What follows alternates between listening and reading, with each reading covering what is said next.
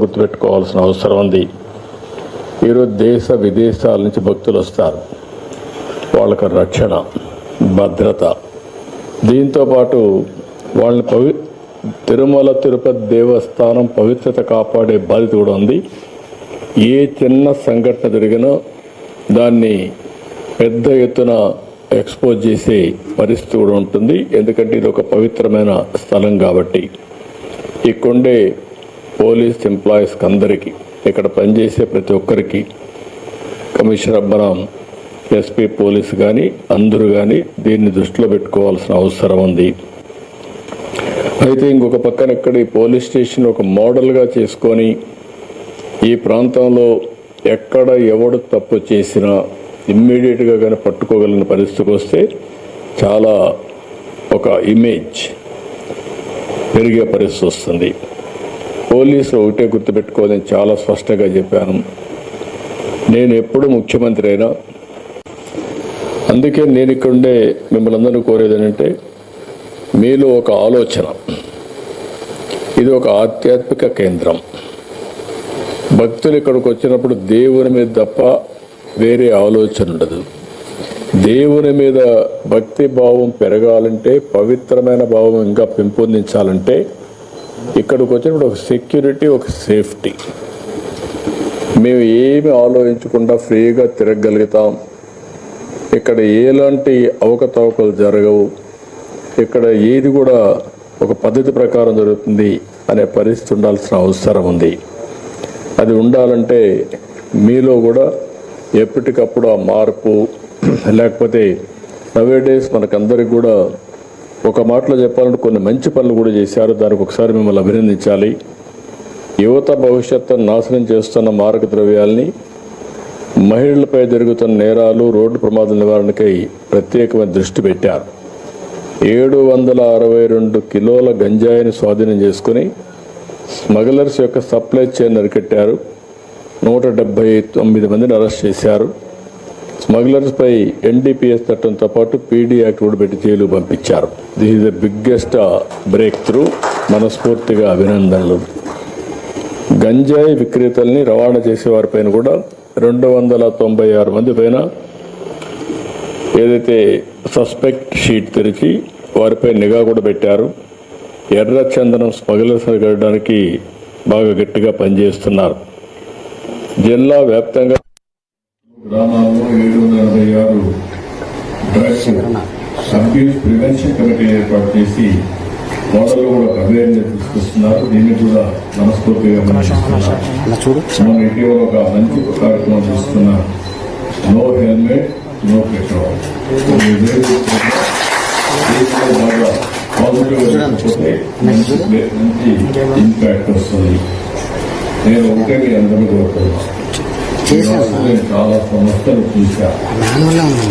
ఒకప్పుడు తీవ్రవాద సమస్య, ఏ సమస్య అయినా అది సమాజం ఆమోదించినటువంటి కార్యక్రమం ఎవరేం చేసినా, యాంటీ సోషల్ చేసినా అది సస్టైన్ జరుగుతుంది.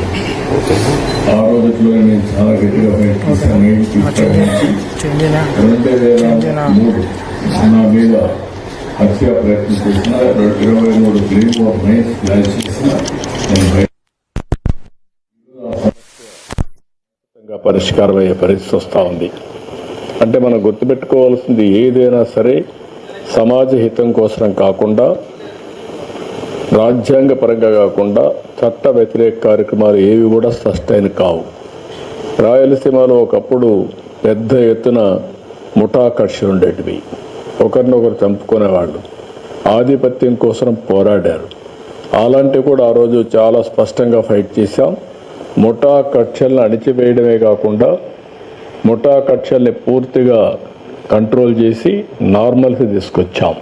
ఆ విషయం కూడా మనందరం గుర్తుపెట్టుకోవాల్సిన అవసరం. ఆ సందర్భంలో మా పార్టీ వాళ్ళు, తెలుగుదేశం పార్టీ లీడర్స్ అయినా వాళ్ళను కూడా అరెస్ట్ చేశాను. ఎందుకంటే కఠినంగా వ్యవహరిస్తే తప్ప ఇది సాధ్యం కాదని. అదే సమయంలో మూడో సమస్యను మీరు ఒకసారి చూస్తే కమ్యూనల్ వైలెన్స్. కమ్యూనల్ వైలెన్స్ వచ్చి హైదరాబాద్లో 6 నెలలు కర్ఫ్యూలు పెట్టి రాష్ట్రం మొత్తం అనేక ప్రాంతాల్లో మత విద్వేషాలు రెచ్చగొడతా ఉంటే దాన్ని కూడా కంట్రోల్ చేశాం. అయితే ఈరోజు ఇంకొక పక్కన మీరు చూస్తే రౌడీయిజం నేను ఒక మాటే చెప్పాను. ఎవరైనా సరే రౌడీగా ఉండాలనుకుంటే మాత్రం ఈ రాష్ట్రంలో మీకు ప్లేస్ లేదు. అవసరమైతే రాష్ట్ర బహిష్కరణ చేశాం, కొంతమందిని గట్టిగా కఠినంగా యాక్ట్ చేశాం. దాంతో రౌడీలు అనే వాళ్ళు కూడా ఎక్కడా లేకుండా పోయే పరిస్థితులు. ఒకప్పుడైతే గల్లీకి ఒక రౌడీ, వీధికి ఒక రౌడీ కూడా తయారై పెద్ద ఎత్తున సెటిల్మెంట్ వీళ్ళే, భూ కబ్జాలు వీళ్ళే, ఊర్లో పెత్తనం వీళ్ళే, వీళ్ళు ఇష్ట ప్రకారం చేస్తే అవన్నీ కంట్రోల్ చేశాం. కానీ 1924 లా అండ్ ఆర్డర్ విచ్చలవిడిగా భ్రష్టు పట్టించారు. ఇంకొక పక్కన అనేక సమస్యలు వచ్చాయి. తిరుమల తిరుపతి దేవస్థానం అపవిత్రం చేసే పరిస్థితికి వచ్చారు. భక్తుల మనోభావాలు దెబ్బతినే పరిస్థితికి వచ్చాయి. ఇంకొక పక్క ఒకప్పుడు తిరుపతిలో నేను చూశాను. నేను ఒకప్పుడే తిరుపతిలో కూడా లా అండ్ ఆర్డర్ లేకపోతే పోరాడాం. చిత్తూరు జిల్లాలో లా అండ్ ఆర్డర్ లేకపోతే గట్టిగా ఫైట్ చేసి మళ్ళా లా అండ్ ఆర్డర్ రెస్టోర్ చేసే పరిస్థితికి వచ్చాం. ఎప్పుడు కూడా నేను అధికారంలో ఉన్నా, అపోజిషన్లో ఉన్నా లా అండ్ ఆర్డర్ చేతికి తీసుకోవడం కానీ యాంటీ సోషల్ ఎలిమెంట్స్ని ప్రోత్సహించడం ఎప్పుడూ జరగలేదు. నేను ఎప్పుడో ఒక మాట చెప్పేవాడిని, ఎవడైనా సరే హత్యలు చేసేవాళ్ళు తప్పకుండా వీళ్ళు కూడా పోస్ట్ మార్టం తప్ప వేరే ఉండదు. ఆ విషయం వీళ్ళు గుర్తుపెట్టుకోవాలని. ఎందుకంటే నేను లా అండ్ ఆర్డర్ మీద ఒక ప్రశాంతంగా ఉండాలి, శాంతి భద్రతలు పరిరక్షించాలి. అప్పుడే సమాజంలో ఒక శాంతి ఉంటుంది, ఒక భద్రత ఉంటుంది. భద్రత ఉంటేనే పెట్టుబడులు వస్తాయి. భద్రత ఉంటే అందరూ కూడా హ్యాపీగా ఇంట్లో పడుకుంటారు. లేకపోతే ఈ సమస్యలు వస్తాయని ఎప్పుడూ కంట్రోల్ చేస్తూ వచ్చాం. దానివల్ల చాలా వరకు కంట్రోల్ అయింది. ఈ 5 సంవత్సరాలు చేసినటువంటి ఇష్టానుసారంగా కార్యక్రమాలు ఇంకా అందరిలో డిస్టర్బెన్స్ ఉంది. ప్రజల్లో డిస్టర్బెన్స్ ఉంది, పార్టీల్లో డిస్టర్బెన్స్ ఉంది. ఇంకా చేసిన వాళ్ళు కూడా ఇంకా చెల్లుబాటు అవుతాయి, ఇదే రౌడీజం చేస్తామని కూడా ఆలోచిస్తున్నారు. అది కూడా మనం ఒకసారి గుర్తుపెట్టుకోవాల్సిన అవసరం ఉంది. నేను ఒకటే ప్రతి ఒక్కరికి విజ్ఞప్తి చేస్తున్నా, ప్రజాస్వామ్యం లిమిటేషన్లో పనిచేస్తే ఎవరైనా వాళ్ళ విధానాలు చెప్పాలంటే చెప్పుకోవచ్చు, కానీ విధానాల పేరుతో రౌడీజం చేస్తాం, ఇష్టానుసారంగా లా అండ్ ఆర్డర్ మా చేతి తీసుకుంటాం, మీరు ఏం చేస్తారంటే మాత్రం ఎట్టి పరిస్థితులు ఉపేక్షించాం. అది ప్రజాస్వామ్య విలువలు కాదు. ఆ విషయం గుర్తుపెట్టుకోవాల్సిన అవసరం ఉంది. లా అండ్ ఆర్డర్లో మనం ఒకసారి చూస్తే రోడ్స్ అని బ్లాక్ చేయడం, ఎక్కడికక్కడ స్తంభింపజేయడం, లేకుంటే ఈ మధ్య మనం చూస్తున్న రఫా ఏంటో నాకు అర్థం కాలేదు. రఫాలు ఆడిస్తానని ఇంకొక పక్క నేను చూస్తున్నాను కొన్ని దిక్కల్లో ఒక పోస్టర్ పెట్టి ఆ పోస్టర్లో జన్మదినం జరుపుకోవచ్చు, మనసుల్లో ఉండి రావాలి, జరుపుకుంటే నాకేం అబ్జెక్షన్ లేదు. అదే సమయంలో ఆ ఫ్లెక్సీ దగ్గర నిషేధమైనటువంటి జంతు బలి చేసి ఆ జంతువును పైకి తీసి బ్లడ్ చల్లడం అంటే సమాజాన్ని భయభ్రాంతులు చేయాలనుకుంటున్నారు. ఆ రోజు కూడా మీరు పోలీసు వ్యవస్థ గుర్తుపెట్టుకోవాల్సింది, ఏదైతే వివేకానంద రెడ్డి గారిని చంపినప్పుడు బయట ప్రపంచాన్ని నమ్మించారు హార్ట్ అటాక్ అని. అందరం నమ్మాం. నమ్మితే 2 రోజులకు నెక్స్ట్ ఈవినింగ్ నెక్స్ట్ మార్నింగ్కి రివర్స్ చేశారు. అంటే ఒక నేరస్తులు నేరాలు చేసి ఆ నేరాలు వేరే వాళ్ళపై నేయడమే కాకుండా ఓసారి దానికి ఎల్బీ కూడా క్రియేట్ చేసుకుంటారు. వీళ్ళు నేరాలు చేస్తారు, అప్పుడు ఎక్కడో ఒక వీఐపీ దగ్గర ఉంటాడు. అంటే నేరం జరిగినప్పుడు వీటి మీద కేసు పెట్టనీయకుండా చేసే తప్పుడు పనులు ఇవన్నీ. అవన్నీ వాళ్ళు ఎన్ని చేసినా మీరు ఒక్కటే గుర్తుపెట్టుకోవాలి, దొంగతనం చేసేవాడు కానీ, నేరాలు చేసేవాడు కానీ, ఘోరాలు చేసేవాడు కానీ ఎవిడెన్స్ లేకుండా తప్పించుకోలేడు. వాడు మనకంటే ఇంటెలిజెంట్ అయితే వాడు చేసి తప్పించుకుంటాడు. వాడికంటే మనం ఇంటెలిజెంట్ అయితే అక్కడనే పట్టుకొని ఇనిషియల్ స్టేజ్లోనే అరికట్టే పరిస్థితి వస్తుంది. ఇది నేను ఇప్పుడు చెప్పడం కాదు, పోలీసులకి డీజీపీ గారు కూడా చాలాసార్లు మాట్లాడుతున్నాం. ఆ విషయం మనం ఇటీవల కాలంలో 3-4 ఇన్సిడెంట్లు జరిగాయి. బంగారుపల్లిలో ఒక ఇన్సిడెంట్ జరిగింది. గుంటూరులో వాళ్ళ వెహికల్ కింద ఒక అతన్ని వేసి తొక్కించేసి వారుగా వారేసిపోతే తర్వాత అంబులెన్స్లో వీళ్ళు వేసిపోయి ప్రాణం కాపాడలేకపోతే మళ్ళీ వాళ్ళ బంధువులు పిలిపించి పోలీసులే అంబులెన్స్లు పెట్టి అంబులెన్స్ చంపేశారని చెప్పి నేరం మన మీద వేసే పరిస్థితికి వచ్చారు. ఇలాంటి ఆటలు సాగనీయం, ఫర్మ్గా ఉంటాం. నేను ఒకటే చెప్తున్నా, ఎవరైనా సరే వాళ్ళ పని వాళ్ళు చేయనండి, నాకే అబ్జెక్షన్ లేదు. వాళ్ళ పని కాకుండా ఇష్టానుసారంగా చేసి ఈ ప్రభుత్వం అసమర్థత చేతగాదు అని బ్లేమ్ చేస్తే మాత్రం ఎవరిని వదిలిపెట్టే పరిస్థితి లేదు. పోలీసులు డ్యూటీ పోలీసులు చేస్తారు. ఎవరైనా సరే ఒక పద్ధతి ప్రకారం ఉండాల్సిన అవసరం ఉందని చెప్పి కూడా మరొక్కసారి పోలీసులందరికీ విజ్ఞప్తి, రాష్ట్రం మొత్తం పోలీసు వ్యవస్థకే విజ్ఞప్తి చేస్తున్నాను. ఇటీవల నేను చూసినప్పుడు కొన్ని అయితే అతి నీచంగా దారుణంగా బిహేవ్ చేయడం, సోషల్ మీడియాలో ఇంకా కూడా అసభ్యంగా పెట్టడం, క్యారెక్టర్ అసాసినేషన్ చేయడం. నేను ఒకే మాట చెప్పాను, ఎన్డీఏ పార్ట్నర్స్ ఎవరు కూడా పెట్టాం. నేను ఎవరన్నా ఎన్డీఏ పార్ట్నర్స్ పెట్టుడు నాకు అది ఆమోదయోగ్యం కాదు. ఏదైనా సరే సోషల్ మీడియాలో పెట్టడం, లేకుంటే రౌడీజం చేయడం, లేకుంటే హత్యలు చేయడం ఎవరిని నేను యాక్సెప్ట్ చేయను. అదే సమయంలో తప్పు చేసిన వాడు మాత్రం తప్పించుకోలేడు. ఈ విషయం కూడా వీళ్ళు గుర్తుపెట్టుకోవాల్సిన అవసరం ఉంది. అదే మరి general law and order maintain చేయడం పెద్ద కష్టం కాదు. మనకు మెర్సిలెస్గా ఉంటాం. రాజకీయ ముసుగులో ఉండి నేరాలు చేస్తే మాత్రం అది ఎట్టి పరిస్థితుల్లో యాక్సెప్ట్ చేయమని చెప్పి కూడా నేను మీకు తెలియజేస్తున్నా. ఈ విషయంలో పోలీస్ వ్యవస్థ గట్టిగా ఉండాలి, మెసేజ్ కరెక్ట్గా ఉండాలి. అదే మరి నేరం జరిగిన తర్వాత మనం వ్యవహరించే తీరు చాలా ఇంపార్టెంట్. ఒక 4-5 కేసుల్లో గట్టిగా ఉన్నాము అనే పరిస్థితి వస్తే రాష్ట్రం మొత్తం సెట్ అవుతారు. ఒకప్పుడు దేవాలయాలపైన దాడులు, ఎక్కడికక్కడ గందరగోళం, దొంగతనాలు ఇవన్నీ పోయినాయి.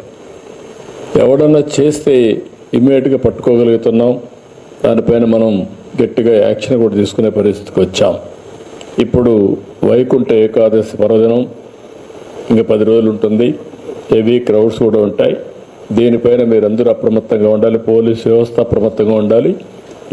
టీటీడీ కూడా ఇన్స్ట్రక్షన్ ఇస్తున్నాం. 0 టాలరెన్స్. ఎక్కడ చిన్న ఇన్సిడెంట్ జరగడానికి వీలు లేదు. ఏ ఇన్సిడెంట్ జరిగినా చాలా ఫర్మ్గా కూడా ఉంటాం. అందరూ కూడా అప్రమత్తంగా ఉండాల్సిన అవసరం ఉంది. ఇంకో పక్క టెక్నాలజీని కూడా ఇప్పుడే నేను చూశాను. అనేది ఇక్కడ ఈ సీసీటీవీ కెమెరాలు పెట్టారు. అక్కడి నుంచి ఇన్ఫర్మేషన్ కూడా తెప్పిస్తున్నారు. దాన్ని ఇంకా కూడా నెక్స్ట్ లెవెల్కి తీసుకుపోవాల్సిన అవసరం ఇక్కడ కూడా చూపిస్తున్నాడు సుబ్రాయుడు ముందర పెట్టి. దీన్ని ఎక్కడెక్కడ జరుగుతూ ఉంది అవన్నీ కూడా పెట్టారు. That's a good thing. దీన్ని ఇంకా నెక్స్ట్ లెవెల్కి తీసుకెళ్దాం. ఇంటెలిజెంట్ పోలీస్ వ్యవస్థను పెడదాం. రౌడీ షీటర్స్ అందరిని ఇందులో పెట్టడం, ఎవరైనా ఇష్టానుసారంగా చేసి ఇక్కడి నుంచి కూడా మానిటర్ చేసి డైరెక్షన్స్ ఇచ్చే పరిస్థితి రావాలి. ఇప్పుడు పెట్రోలింగ్ కూడా మనం డ్రోన్స్తో చేసే పరిస్థితికి వచ్చాం. ఒకసారి డ్రోన్తో పెట్రోలింగ్ చేసినప్పుడు డాక్యుమెంటరీ ఎవిడెన్స్ వస్తాయి, విజువల్స్ వస్తాయి. విజువల్స్ వచ్చినప్పుడు ఆటోమేటిక్గా కంట్రోల్ కూడా వస్తారు. కేసు కూడా ఫర్మ్గా ఉంటుంది. ఆ విషయం కూడా వీళ్ళు గుర్తుపెట్టుకోవాల్సిన అవసరం ఉంది. ఇంకొక పక్కన మీరందరూ, నేను చాలాసార్లు చెప్పాను, టెక్నాలజీ బాగా ఉపయోగించండి. ఇన్విజిబుల్ పోలీస్ ఉండాలి, విజిబుల్ పోలీసింగ్ ఉండాలి.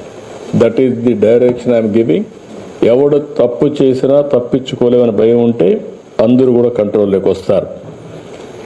అల్టిమేట్గా తిరుపతిని నేరాలు లేని సిటీగా, ఒక ప్రశాంతమైన సిటీగా, ఆయన ఎంత గొప్ప నాయకుడైనా వాళ్ళ ఇంట్లో గొప్ప నాయకుడిగా ఉండమని, కానీ బజార్లోకి వస్తే మాత్రం చట్టపరంగా ఆయన కూడా బాధ్యత కలిగిన పౌరుడే. నోరు బారేసుకోవడం, ఇష్టానుసారంగా చేయడం ఇవి చేస్తే మాత్రం గవర్నమెంట్ కూడా గట్టిగానే ఉంటాం, చట్టపరంగా గట్టిగా ఉంటాం. వాళ్ళ పని వాళ్ళు చేయమనండి, మనకేం అబ్జెక్షన్ లేదు. కానీ గట్టిగా రౌడీజం చేస్తే పెద్ద నాయకులు అయిపోతారంటే కరెక్ట్ కాదు. ఇది గుర్తుపెట్టుకోవాల్సిన కోర్టు. నేను ఇక్కడే పుట్టా, ఇక్కడే పెరిగా. నాకు ఈ ప్రాంతంలో ప్రతి ఒక్క వీధి తెలుసు, ప్రతి ఒక్క సందు తెలుసు, ప్రతి ఒక్క ప్రాంతం తెలుసు, ప్రజల మనోభావాలు తెలుసు. కాబట్టి ఎలాంటి జరగకుండా చూసే బాధ్యత మీదని చెప్పి తెలియజేసుకుంటూ, మీరు చేసే ప్రతి ఒక్క పనికి, మంచి పనికి ప్రభుత్వం తరఫున పూర్తిగా సహకారం ఉంటుంది. అన్ని విధాలు అండగా ఉంటాం. ఇది ఫ్యూచర్ సిటీ. ఎందుకు ఫ్యూచర్ సిటీ అంటున్నానంటే, తిరుపతి ఇప్పుడు విశాఖపట్నం ఆల్ ఐటీ కంపెనీస్ అన్నీ వచ్చాయి. అమరావతి రాజధాని, అదే తిరుపతి వెంకటేశ్వర స్వామి ఉన్న స్థలం ఇది. కలియుగ దేవుడు అనగానే మనకు వెంకటేశ్వర స్వామి గుర్తొస్తారు. ఆ మహిమ ఇక్కడ ఉంది. ఎవరైనా తప్పు చేస్తే ఆటోమేటిక్గా దేవుడే పనిష్ చేస్తున్నాడు. ఇంకొక జన్మలో కాదు, ఈ జన్మలోనే పనిష్ చేస్తున్నాడు. I have seen, I'm witnessing. కాబట్టి దీన్ని ఎంత పవిత్రంగా మీరు తీసుకుపోగలిగితే అన్ని మంచి ఫలితాలు వస్తాయి. దయచేసి ఆ యాంగిల్లో దీన్ని ముందుకు తీసుకుపోవాల్సిందిగా మరొక్కసారి కోరుకుంటూ అందరికీ మనస్ఫూర్తిగా అభినందనలు. All the best. ఎవరైతే ఈ ప్రాజెక్టు పూర్తి చేయడానికి అన్ని విధాలా సహకరించారో, శ్రీ సిటీ దాతలు కూడా సహకరించారు, వాళ్ళకు కూడా అభినందనలు, ధన్యవాదాలు. మిగిలిన అధికారులు ఎవరైతే బాగా పనిచేశారో వాళ్ళందరికీ మనస్ఫూర్తిగా అభినందనలు. నేను చాలా బిల్డింగ్స్ చూశాను, చాలా పోలీస్ స్టేషన్లు చూశాను, చాలా ప్రిమిసెస్ చూశాను. ఇది one of the best premises. ఎటు చూసినా ఒక ఆహ్లాదకరమైన వాతావరణం. ఇప్పుడే కలెక్టర్ గారు వీళ్ళంతా అర్బన్ డెవలప్మెంట్కి చెప్పి మధ్యలో గార్డెన్స్ కూడా చెట్లన్నీ పెట్టించి అన్ని ఫౌంటైన్స్ పెట్టి బాగా మైక్రో ఇరిగేషన్ పెట్టి చాలా బాగా చేశారు. One of the best police district office ఇది. దీన్ని ఇదే మాదిరిగా ఈ ఫ్రెష్నెస్సే కాకుండా ఈ ఫ్రెష్నెస్ పోలీసింగ్ పైన ఉండాలి. ఎవడు రౌడీ అనేవాడు భయపడే పరిస్థితి మీరు తేగలిగితే that is the best district of policing అవుతుంది. అది కూడా మీరు చేయాల్సిందిగా కోరుకుంటూ మరొక్కసారి అందరికీ అభినందనలు, ధన్యవాదాలు. థ్యాంక్ యూ అనంటారు.